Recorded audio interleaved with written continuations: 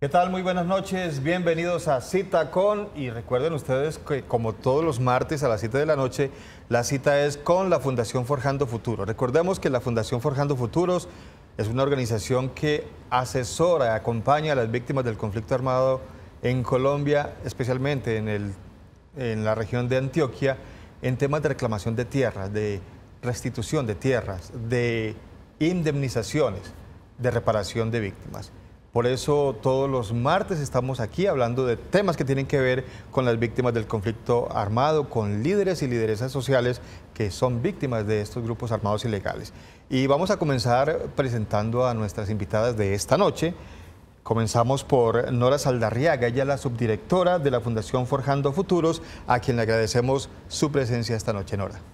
Muy buenas noches para los televidentes y gracias por acompañarnos otra semana más en esta labor de informar a las víctimas sobre qué accesos y qué posibilidades tienen para reclamar sus derechos. Y Aleida Gaitán, lideresa social de Urabá. Bienvenida, doña Aleida. Muchas gracias, muy buena noche para todos los televidentes.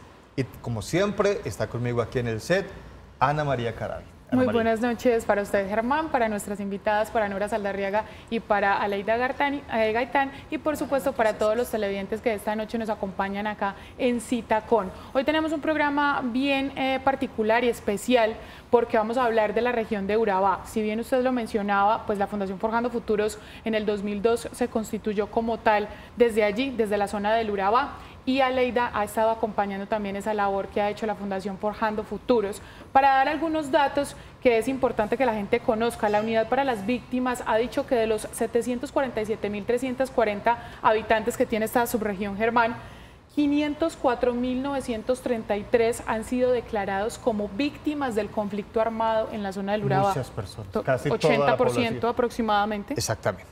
Y usted ve un dato que aquí también aparece del 86%. De estas personas han sido víctimas de desplazamiento forzado. Y muchos de ellos, no solamente desplazamiento, sino también de despojo de tierras, que nosotros ya hemos hablado en varias ocasiones aquí en Cita Con, acerca de todas esas personas que han estado despojadas, más de 100.000 hectáreas despojadas en esta zona del Urabá, que hemos tenido, eso sí, últimamente unas buenas noticias, como ya lo hemos contado en la zona de Guacamayas, y que esperamos seguir hablando de ese tema. Hoy vamos a hablar es acerca de todo lo que se está haciendo por parte de la Fundación Forjando Futuros, acompañados por la lideresa Aleida Gaitán, con las mujeres.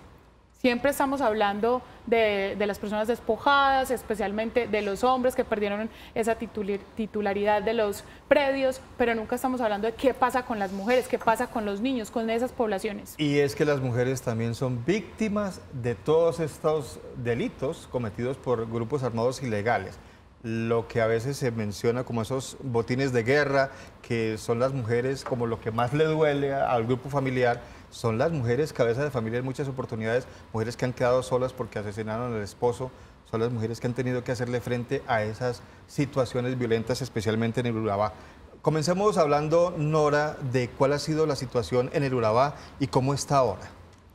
Bueno, en otros programas hemos dicho que la violencia en el departamento de Antioquia ha sido la más fuerte de todo el territorio nacional, que llevamos las cifras más altas siempre, nos distinguimos por la violencia. Los deshonrosos primeros lugares. Sí, los deshonrosos primeros lugares. Y bueno, en el Urabá antioqueño no ha sido la excepción. Allí hemos vivido una violencia muy fuerte, masacres tan recordadas como la de Punta Coquito, Honduras, La Negra, La Chinita, toda la violencia paramilitar que se vivió en los años 2000 en el Urabá antioqueño, los desplazamientos masivos, esta cifra que ustedes acaban de decir, en donde el 86% de la población ha sido víctima del conflicto, demuestra claramente lo que ha pasado en el territorio. Y nos hace pensar de que esa violencia también no es lo mismo y no la han vivido lo mismo, como decía Ana María, los niños, las niñas, las mujeres, los hombres fueron a los que asesinaron en estos territorios, fueron los que sufrieron la violencia directa, fueron las víctimas directas, pero las mujeres fueron las víctimas indirectas que quedaron con sus familias, con ese proceso de reconstruir el hogar, de reconstruir su vida solas, en un territorio a veces que era desconocido para ellas. Muchas de ellas tuvieron que irse a las grandes ciudades, a Bogotá, a Medellín, a Cali, donde nunca habían estado, a veces con bajo nivel económico y además educativo, que no les permitía acceder a unas condiciones de vida dignas. Y pues es importante recordar que las mujeres en el campo vivían de una manera digna, pues eran campesinas, no tenían un nivel académico alto, pero tenían unas condiciones dignas para vivir, tenían el sustento, podían trabajar la tierra, y eso permitía que tuvieran unas familias en donde sus condiciones económicas y sus condiciones de vida fueran diferentes. Todo este flagelo, toda esta guerra ha llevado a que las condiciones de las mujeres sean unas condiciones de pauperización y de lamentable pobreza en todo nivel. Así es, pero para eso se vienen entonces ya adelantando ciertos programas, como lo habíamos dicho anteriormente. Para eso está aquí Aleida Gaitán. Cuéntanos un poco acerca de lo que se viene haciendo en los 4 municipios del eje bananero y cuáles son. Bueno, en el eje bananero realmente la Fundación Forjando Futuros viene acompañando procesos de participación y de temas de equidad de género, políticas públicas, todo este tema de acciones afirmativas que van dirigidas a las mujeres de la región del Urabá antioqueño, específicamente los 4 municipios, Carepa, Apartadó, Turbo y Chigurodó. ¿Y qué es lo que se está haciendo, Aleida? Ustedes han hablado de un decálogo incluso para enseñarle a las mujeres cuáles son sus derechos. Claro, sí. Conjuntamente con la misma población y la Fundación hemos construido un decálogo para la atención a las víctimas de todas las violencias. Ese decálogo consta de 10 puntos, que se los puedo leer a continuación. Este decálogo ya está siendo implementado en los 4 municipios, ya está instalado, está siendo dado a conocer. Aleida, permítame un segundo porque nos interesa que usted nos lea uno a uno los puntos de este decálogo para que las víctimas del conflicto armado sepan qué hacer.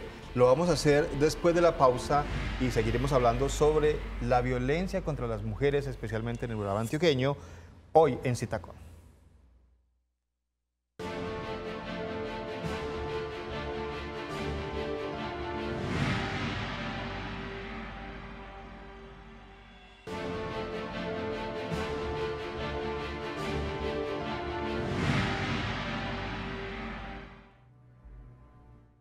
Llegué a la finca ya recién casada, porque yo me casé y para allá me fui. Los años de la violencia en Guatapé fue horrible. Eso no llegaba el día domingo, porque el día domingo era la más harto.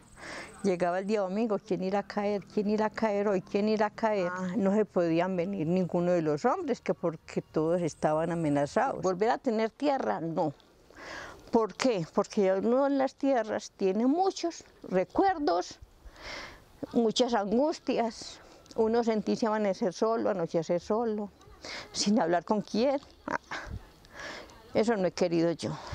Porque yo pensaba, sujetamente pensaba, que así les entregaba a ellos la parte que les toca a ellos, y ya voy con el resto que yo me toca. Yo con eso ya acabo de vivir el resto que yo me falta. Por eso, si es plata, me gusta más, porque así les entrega a uno lo que ellos, la parte de ellos, y ya yo con lo que me toca a mí ya me vivo. Me han colaborado en demasiado, mucho, que me han dado la mano por todos los, pues mejor dicho, a mí me llevan los procesos paso a paso súper bien. Gracias a mi Dios, pues hasta este momento yo me he sentido por bien servida.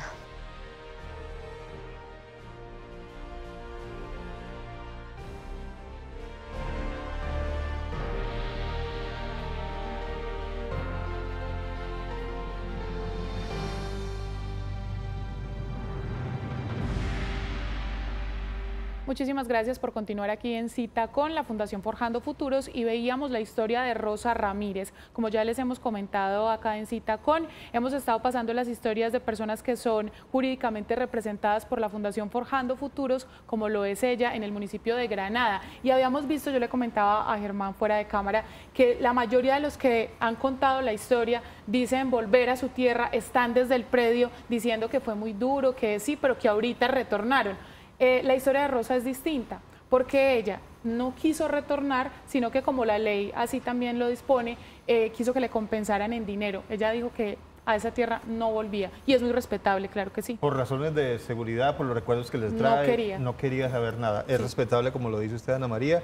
Hay algunas personas que sí han decidido volver, y son muchos los casos de éxito que se han mostrado en este programa, y sabemos que ustedes tienen muchos más. que han logrado gracias a ese acompañamiento que hacen con las víctimas en Forjando Futuros. Pero eso hace parte de lo que la ley de víctimas habla. Si Claro las que personas no se sienten cómodas, no sienten tranquilidad y no sienten que están preparadas para revivir, digamos, que esa violencia que les tocó vivir en su momento, pues hay otras alternativas o en otros lugares también pueden dar Ellos a pueden ellos. ser compensados con dinero o compensados con un lugar en otra parte, es decir, con un predio que sea como de iguales condiciones al que ya tenían en otro sitio. Ya se hace pues un estudio predio, pero en el caso de doña Rosa, ella sí dijo, no quiero volver, no quiero revivir toda la situación tan dolorosa, tan triste, donde perdió familia, donde perdió su arraigo. Nora, vamos a desviarnos un poquito del tema porque me llamó la atención esto de doña Rosa Ramírez. Es muy difícil, a veces la gente dirá, pero si es que ya le están devolviendo la tierra, ¿por qué no se devuelve para allá?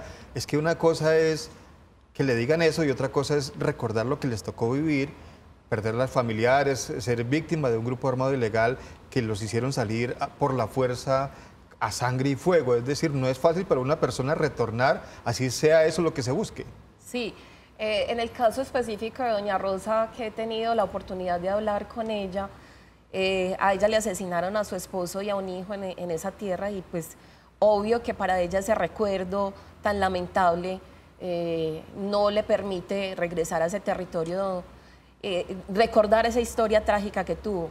Y como ella son miles de personas las que tuvieron esa misma situación, entonces por eso para muchos de ellos que no han superado esa historia de dolor, esa historia de tristeza, que además la ley contempla eso, la superación de eso a través de la ayuda psicológica que se brinda a través de la unidad para las víctimas, pero para muchas no es tan fácil. Entonces por eso es que la ley permite, como decía Ana, que haya una restitución material del predio o una compensación de ese predio, y esa compensación puede ser material a través de otro predio que tenga las mismas condiciones del que tenía anteriormente, o económicamente se tasa el valor y se le entrega a esa persona ese valor para que pueda ser reparada de manera integral. Bueno, ahora sí vamos con el decálogo que doña Leida nos había prometido. No vamos a leer los 10 puntos, un poquito larguitos, pero recordemos, Nora nos explicaba fuera de cámaras, el decálogo. 10 puntos para que las víctimas sepan cuál es, digamos, que la ruta de atención y que sea esa atención efectiva y eficaz. Comencemos con unos 3 puntos, Aleida. Gracias, muy amable. Primero que todo quiero decirles que los decálogos quedaron instalados en el municipio de Turbo, en la Secretaría de Inclusión Social, en el municipio de Apartadó, en la Alcaldía de Apartadó, en el municipio de Chigorodó, en la Secretaría de Equidad de Género, en la Casa de la Mujer, y en el municipio de Chigorodó, en la Secretaría o Coordinación de Desarrollo Local. Y este decálogo, que es específicamente para la atención de las mujeres víctimas del conflicto armado, como usted lo dijo, consta de 10 puntos, que no se los voy a leer todos, por supuesto. Y el primero, que pues no son realmente en un orden, pero el primero quedó establecido en dar siempre un trato respetuoso y digno a las mujeres víctimas que llegan en búsqueda de información. Este decálogo, discúlpeme, ya que usted lee ese primer punto, Aleida, es para los funcionarios o las personas que están atendiendo a esas mujeres. Correcto. Para hacer la claridad. Correcto. Muy Es bien. para que sea socializado con todos los funcionarios que realmente conozcan que las mujeres víctimas del conflicto armado merecen un trato digno, respetuoso, y que ese mismo trato se lo den. Venga, yo creo que vale la pena, Nora, que nos detengamos en eso, que es bien importante. El trato digno que merecen las mujeres cuando van a solicitar de funcionarios públicos la atención como víctimas del conflicto, porque no nos podemos olvidar que ha habido casos, a veces casos que no tienen nada que ver con el conflicto, sino cuando las mujeres son víctimas de agresiones o violaciones. Hay bastantes Pues quejas. hay bastantes quejas de que hay funcionarios no preparados para atender a este tipo de personas y lo que hacen es revictimizar a esa víctima. Importante esto, doña Leida, para que le quede muy claro a los funcionarios que atienden a estas personas, y lo veamos como el caso de doña Rosa, es que pierden familiares, es que son víctimas de violencia sexual en muchos casos, violencia física contra sus familiares, y si se encuentran con funcionarios que no están preparados para eso, pues yo diría que la labor no es efectiva. Vale la pena insistir en esa claridad que hacía Ana María. Los funcionarios son los que tienen que conocer de este decálogo para que esta víctima tenga una atención efectiva. Continuemos. Gracias, muy amable. Bueno, en el segundo punto quedó establecido asumir la atención como una prioridad sin dilación alguna en tiempo, oportunidad y resolución. No le demos largas al asunto. Esto es urgente. Sí. Sí. Sí, así No es para sencillo. otro día. Así de sencillo. El tercer punto, emplear terminología que no revictimice a las mujeres que llegan en busca de información, evitando por todos los medios tramitomanía innecesaria. Como usted lo acaba de decir, que la mujer no se revictimice. Yo creo que vale Y la que pena. no la manden por allá, que le dicen a veces, un lado para ay, otro. vea, vaya a la secretaría tal, y esa secretaría le dicen, no, vaya al segundo piso. Aquí no era. Y en el segundo piso entonces le dicen, no, aquí no es en el sótano, y en el sótano, y es que ni existe sótano. Entonces, la idea es que no se, o sea, que haya una ruta clara donde las mujeres puedan decir, bueno, yo llegué a esta administración municipal y todos los funcionarios tienen muy claro cómo es la atención a las víctimas del conflicto armado, especialmente a las mujeres, porque como yo decía anteriormente, las mujeres fueron las víctimas indirectas, las que quedaron para salir adelante con sus familias, y a ellas a las que les toca hacer este tipo de trámites. Nora, pero para eso se necesita mucha capacitación, que es lo que está haciendo falta en sitios como las alcaldías municipales, a funcionarios que están todo el tiempo en contacto con las víctimas. Bueno, vamos a hablar de eso, de la capacitación después de la pausa, porque yo creo que vale la pena que leamos otros 2 punticos del decálogo, porque es bien interesante para que los funcionarios que nos estén viendo tomen atenta nota. Ya regresamos.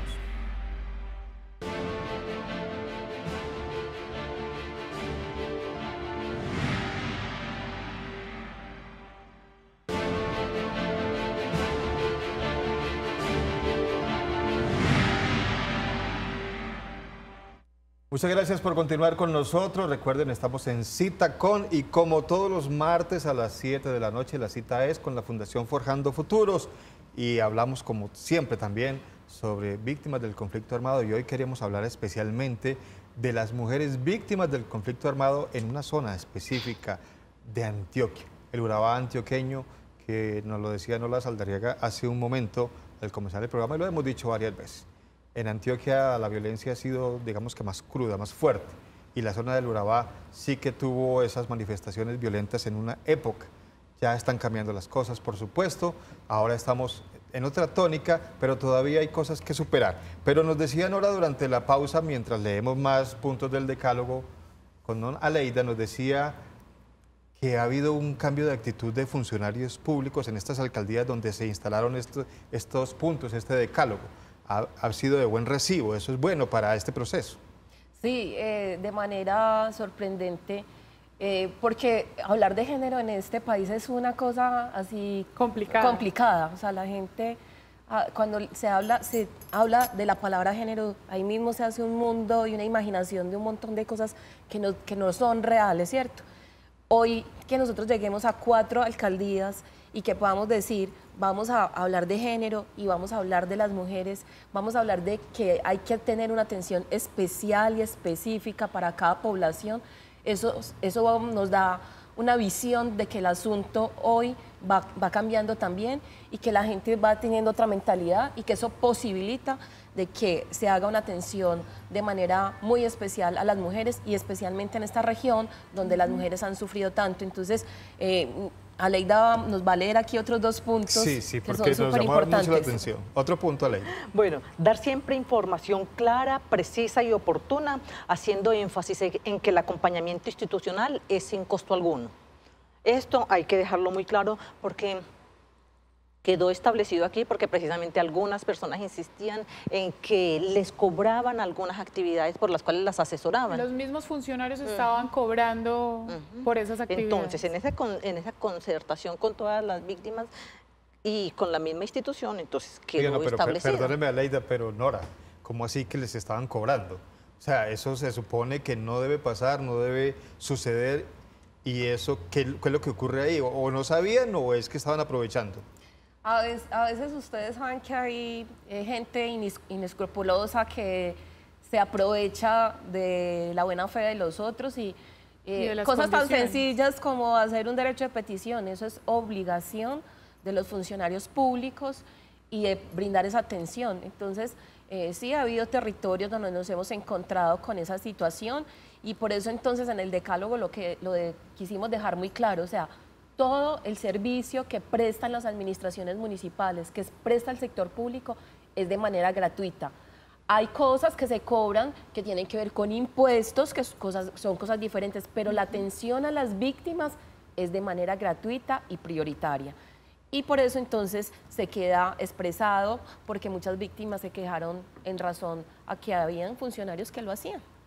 Aleida, hemos hablado de los funcionarios públicos, de cómo han recibido este decálogo. Ya lo decía Nora, que digamos hay una actitud buena, positiva, por lo menos ya se está hablando de equidad, se está hablando de género, pero cómo lo reciben las mujeres, mujeres que han estado siempre, digamos que se empezaron a acostumbrar lamentablemente a esos maltratos y que dijeron yo no vuelvo, ya no quiero reclamar nada. ¿Qué han dicho ellas al tener en sus manos, digamos, este decálogo donde tienen sus derechos ya resaltados? Claro. Este decálogo realmente ha sido muy bien recibido por parte de las mujeres.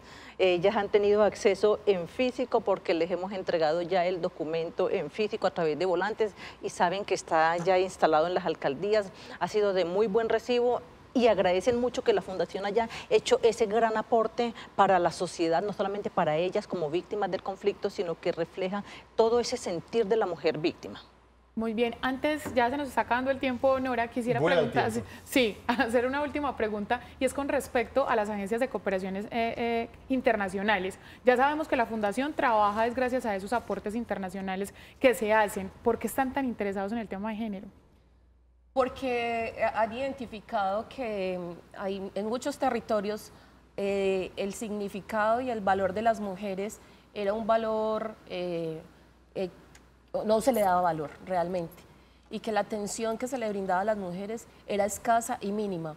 Entonces ellos han insistido mucho en que se le dé la atención adecuada a las mujeres, especialmente en los países donde ha habido conflicto armado y donde ha habido una violencia contra ellas de manera directa. Es por eso que hoy nosotros estamos trabajando en estos procesos, no solamente con los decálogos, sino que en procesos formativos, en procesos de trabajar con ellas y de educar a la comunidad en general para que entiendan por qué es importante tener un enfoque de género y una cultura de género en sus territorios. Hay que agradecer entonces a estos organismos internacionales que por lo menos pusieron el tema en la mesa. Ya se nos acabó el tiempo, lamentablemente. Nos despedimos por el día de hoy agradeciendo a Nora Saldarriaga, subdirectora de la Fundación Forjando Futuros, y también a Aleida Gaitán, lideresa del Urabá antioqueño. Muchísimas gracias, Germán, también por acompañarnos a usted y a todos los televidentes. A todos los televidentes, la cita con Forjando Futuros es el próximo martes a las 7 en punto de la noche. Feliz noche.